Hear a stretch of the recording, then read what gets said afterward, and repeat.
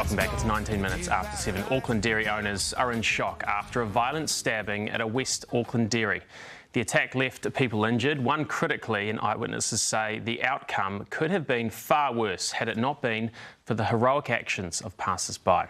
Dairy and Business Owners Group Chair Sunny Kulshall joins us now. Good morning, Sunny. Very good morning. A tragic, heartbreaking incident yesterday. I understand you were with the family yesterday. How are they doing? Our representatives were, and this has been absolutely tragic for the family. You know, first of all, for us, is the speedy recovery of Prema, and support to his family is more important.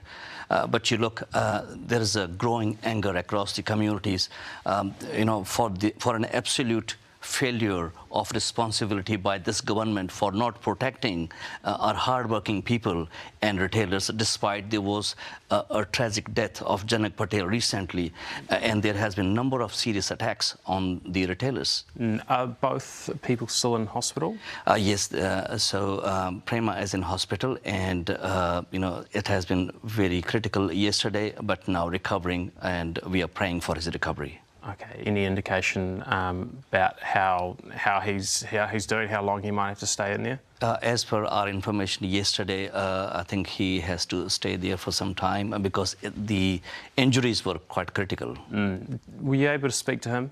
What have they said? I haven't spoken personally, but the information that we were getting from the family resources, I mean, he spoke yesterday, but obviously this kind of trauma is very tragic. Very.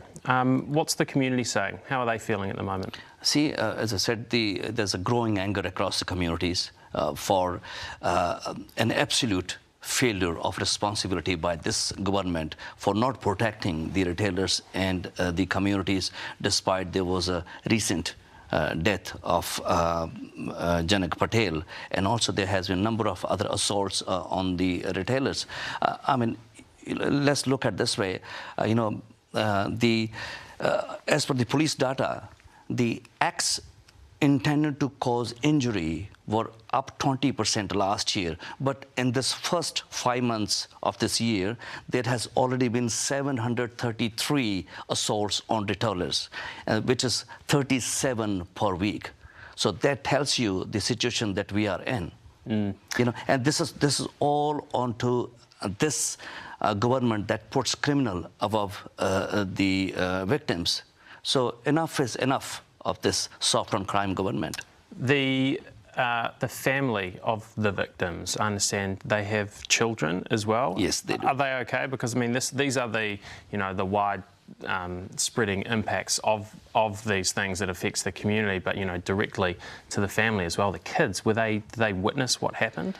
Look, I mean, this is very hard on the family. As you know, these kind of incidents, it leaves behind a huge trauma, pain and destruction. And the whole family is shaken by this incident. And because this is their bread and butter as well. And also this is the business that they have been proudly doing. They have been serving the community from longer time. And they have been wonderful community people. What happens with the business now that he's in hospital? I mean, obviously they still have to try and make a living. Yes, so they have... How do they do that? Yeah, obviously, they have no choice, but, somebody has to open that business. Now, the family has to decide whether they carry it on. But as I know, this is a brave family, and the incidents have happened with them before, and they would like to carry on trading. But we are waiting for Prema when he comes back, and then they will take decision. Yeah, we hope he has a speedy recovery. And that's Dairy and Business Owners Group Chair Sunny Kulshall. It's 23 minutes after 7.